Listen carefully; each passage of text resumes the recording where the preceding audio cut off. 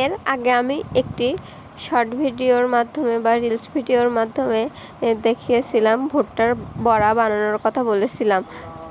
অনেকেই আমাকে কমেন্ট করেছিল যে ভুট্টার বড়া কেমন করে বানায়। তাদের জন্য আজকের এই সুন্দর ভিডিওটা। আসলে আমি কেমন করে ভুট্টার বড়া বানিয়েছি সেইটাই দেখানোর জন্য আজকে ভিডিওটা করেছি। কোন কোন অঞ্চলে এরকম করে ভুট্টার বড়া বানায় অবশ্যই তারা কমেন্ট করে জানাবেন।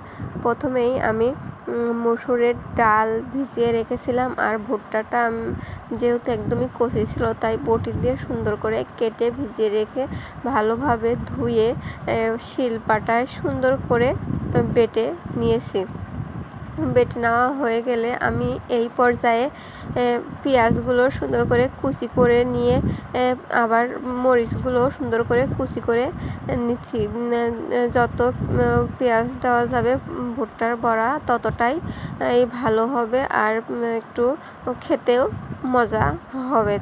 তারপরে আমি এই সমস্ত উপকরণ ভালোভাবে মিশাবো। ভুট্টার বড়া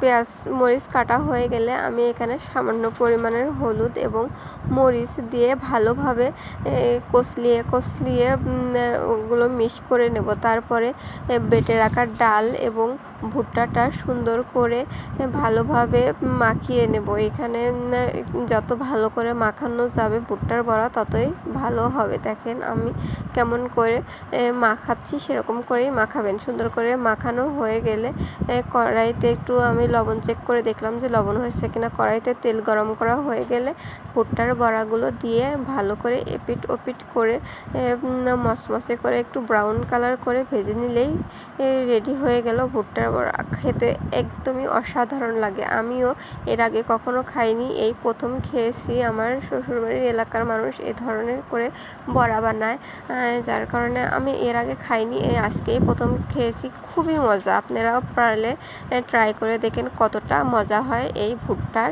বড়া। আর কার কার এলাকায় এরকম করে ভুট্টার বড়া বানায় অবশ্যই কমেন্ট করে জানাবেন।